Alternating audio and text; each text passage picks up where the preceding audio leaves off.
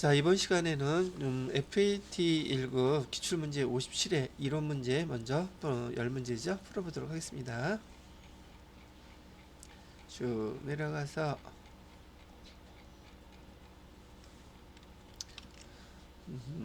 1번 문제 보면, 자, 대화 내용 밑줄친 가에 회계 처리 시 나타내는 차변 개정 과목을 모두 골라보세요. 그런데 김대리는 외상 매출금 100만원 회수 어떻게 되고 있나요? 얘기했더니 회수 가능성이 없어서 대손 처리할 수밖에 없을 것 같습니다. 그러면은 차변에 일단 대손 충당금하고 대손 상각비가 와야 될 텐데 대손 충당금이 지금 60만원 있다 그랬었죠.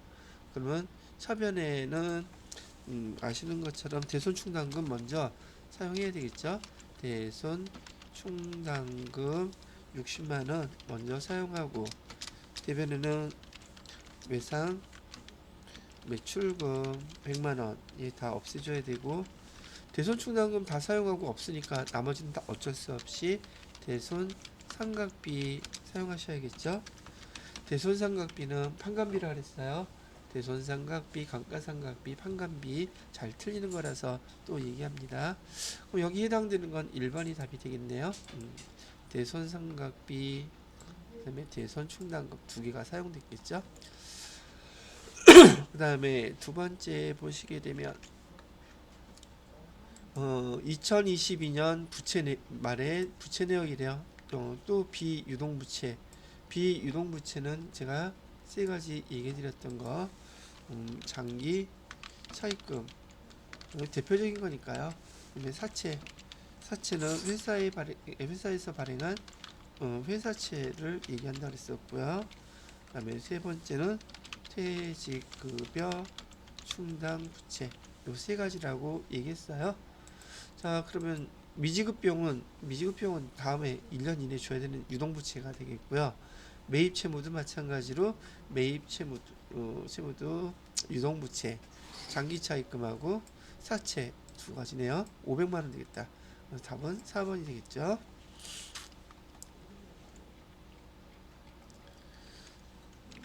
자, 그 다음에 단기 매매 증권에 관련된 자료래요. 취득원가 얼마냐고 물어보네요.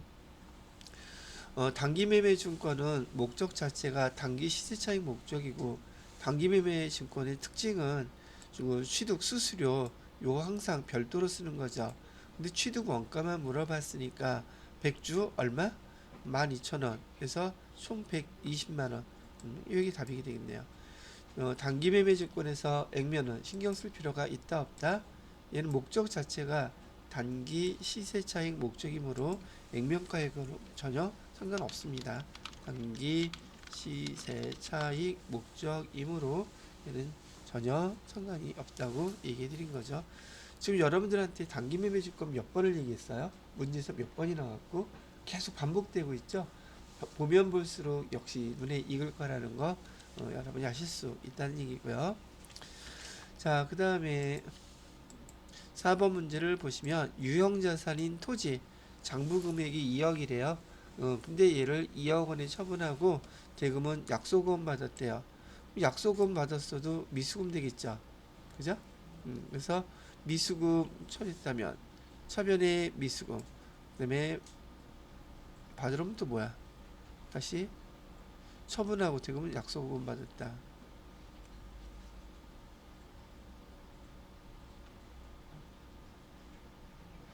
얘를 수정하라고요. 수정하라고 한다면 지금 이거 받으러움이라고 쓰면 안 되죠. 그죠? 여기 뭐가 들어가야 돼요? 미수금 들어가야 되죠. 그럼 수정을 하라고 했으니까 수정을 받으러움으로 이렇게 빼서 얘는 없애줘 버려야 되겠죠. 없애주고, 그러면은 결과론적으로는 이하고 없어지고, 뭐고 미수금으로 다시 들어가니까 2번이 답이 되겠네요. 수정분기 이렇게 하는 거예요.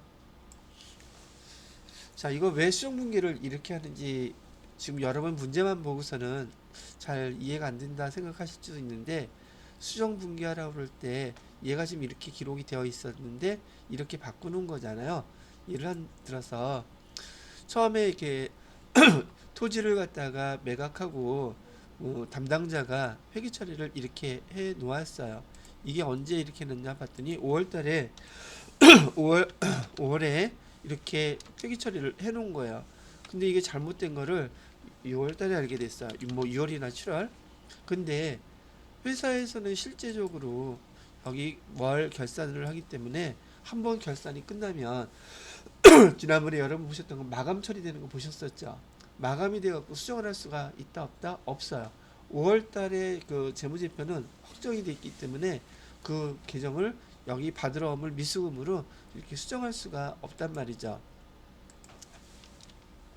미수금 같은 달이라면 해도 되는데 이렇게 미수금으로 얘를 수정할 수가 없어요. 그러면 다음 달에 여기 회계 처리가 잘못되어 있는 걸 바로 잡으려고 그러면 얘는 있었던 게 아니니까 당연히 대변으로 감소시켜서 다 없애버리고 차변에 제대로 된 계정을 이렇게 반영을 해주셔야지 5월, 6월 두 개 합치게 되면 요거 두 개는 없어지고 미수금이 차변에 들어가는 효과가 있죠. 대변에는 토지가 될 것이고요. 이렇게 맞춰주는 거예요. 자, 그 다음에 5번 문제를 볼까요? 5번 전기에 대손 처리한 외상 매출금 50만 원이 단기에 현금으로 회수되었다. 뭐 현금 들어온 거 저기 아무리 개념 없어도 여러 번 배우셨다면 지금 이 문제를 읽고서 1번이나 2번 이렇게 처리는 안 하겠죠. 기본적으로 현금 회수했다 하는데 현금 들어온 건 알 거죠. 자, 정기에 대손 처리했는데 단기에 회수되면 무조건 뭐 처리하라 그랬어요? 무조건 대손 충당금 처리하라 그랬었죠. 그래서 얘는 따질 거 없어요. 정기에 대손 처리했던 게 단기에 이렇게 회수가 되면 대변에는 무조건 대손 충당금만 쓰셔야 됩니다. 그래서 5번에는 3번이 답이 되겠네요. 자, 그 다음에 6번 문제 볼까요? 6번 문제는 또 나왔죠? 뭐 한두 번도 아니고. 즉, 저기, FAT 1급에서는 기본적으로 손익구분에 대한 거 정확히를 다 알고 계셔야 한다는 얘기를 하고 있는 거죠.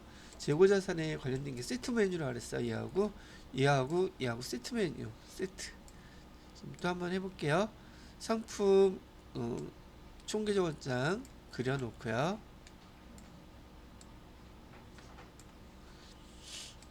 여기는 상품 계정.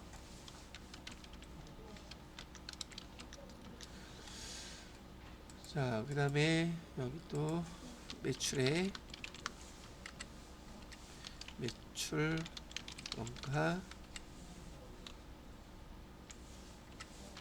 매출 총이익 뭐 이렇게만 적어놓으면 되겠죠. TAT 2급 가면 이제 더 길어져요. 근데 여기서는 이 정도까지만 하고 있는 것이고요. 기초상품 재고액 250만원 여기다 써주시면 되겠고요. 기말상품 재고액 150만원 그러면 자리는 여기일 거죠. 150만원 단기 매입액 단기 매입액에 지금 여기 뭐 애누리 할인 뭐 이런 거 아무것도 없죠. 그냥 써주시면 돼요. 그래서 여기에다가 275만원 써주시면 매출원가 계산이 되겠죠. 매출원가는 얼마가 됩니까? 150만원 빼면 100만원 375만원 되겠네요. 그래서 여기 매출원가 계산된 게 375만원 그러면 여기 매출원가 똑같이 계산된 게 375만원이란 뜻이고 그 다음에 문제에서 주어진 대로 단기 상품 매출액이라고 나와 있죠. 단기 상품 매출액은 600만원이래요. 여기가 600만원이란 뜻이니까 금액을 빼게 되면 매출 총이익은 얼마예요? 225만원 나오겠다. 그죠? 225만원. 답은 225만원 4번이 답이 됩니다. 자, 이렇게 설명을 해드렸고요. 7번 문제를 보겠습니다. 업무일지인데 가와 나를 회계 처리할 때 차변계정 과목으로 옳은 것은 이라고 되어 있어요. 수혜, 이재민, 지원금, 전달, 행사. 이거 뭐예요? 기부금이겠네요. 그 다음에 나는 직원 체육대회 때요. 뭐겠다? 복리후생비. 답은 2번이겠네요. 이렇게. 자, 8번 문제부터는 세 문제 부가가치세 문제래요. 부가가치세법상 전자세금계산서에 대한 설명으로 옳지 않은 거 찾아보래요. 전자세금계산서는 공인인증 시스템을 거쳐 정보통신망으로 발급하는 전자세금계산서 말한다고 하네요. 그럴싸하게 맞네요. 두 번째, 전자세금계산서 의무 발급 대상자는 법인사업자만 아니라 그랬죠. 누구도 개인사업자도 해당이 되는데 지금 2억 원까지라 그랬었죠. 직전 연도에 공급가액이 요 과세표준이 면세 그다음에 과세 합쳐서 2억 넘어가는 개인사업자들도 전자세금계산서 발급 의무자예요. 그러니까 2번이 틀린 거네요. 옳지 않고요. 3번 전자세금계산서 지연 전송한 경우 이걸 지연 전송 가산세라고 가산세 있습니다. 발급을 안 했어도 그다음에 전자세금계산서 전송을 지연해서 했을 때도 가산세 부과합니다.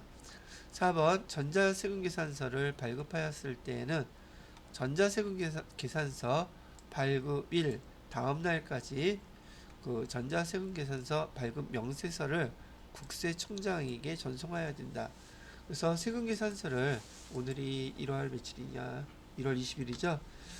오늘 1월 20일 날 세금계산서를 발급 전송을 하면 이게 이메일이라고 해서 오늘 바로 국세청에 들어가는 게 아니라 그랬었죠.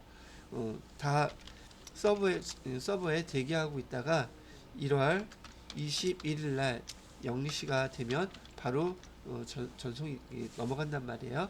그러니까 원칙은 당일날 전송해야지 다음날 들어갈 수 있으므로 지금 당일날 발급하는 거 다음날 발급하면 안 돼요. 이렇게 알고 계시면 되겠습니다. 자, 그 다음에 9번 문제는 부가가치세가 면세되는 재와 용역 골라봐요 그랬죠. 미가공 식료품은 다 들어간다 그랬죠. 그 다음에 고속철도에 의한 고속철도라 그랬어요.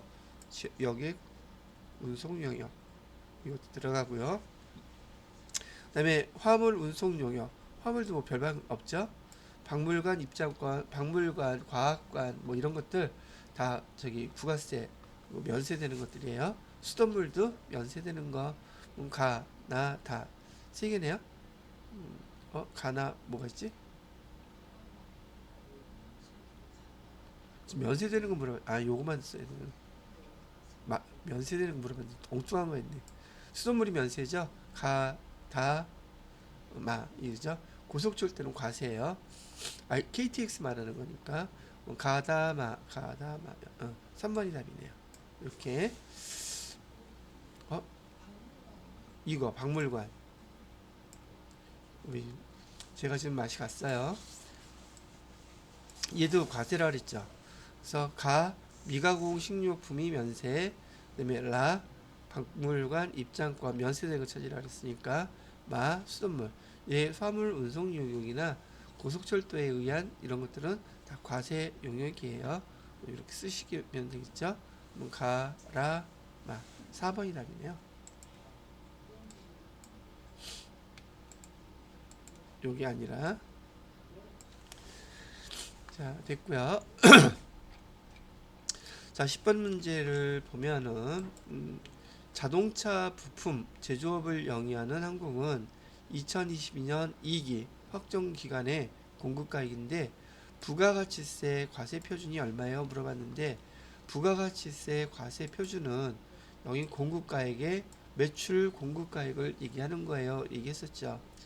그럼 공급가액만 얘기니까 과세 표준은 외국에 수출했을 때도 얘도 공급가액이 되겠죠. 과세 표준 국내 매출에 얘도 마찬가지로 과세 표준 공장 처분했어도 마찬가지 건물 분하고 따로 있네요.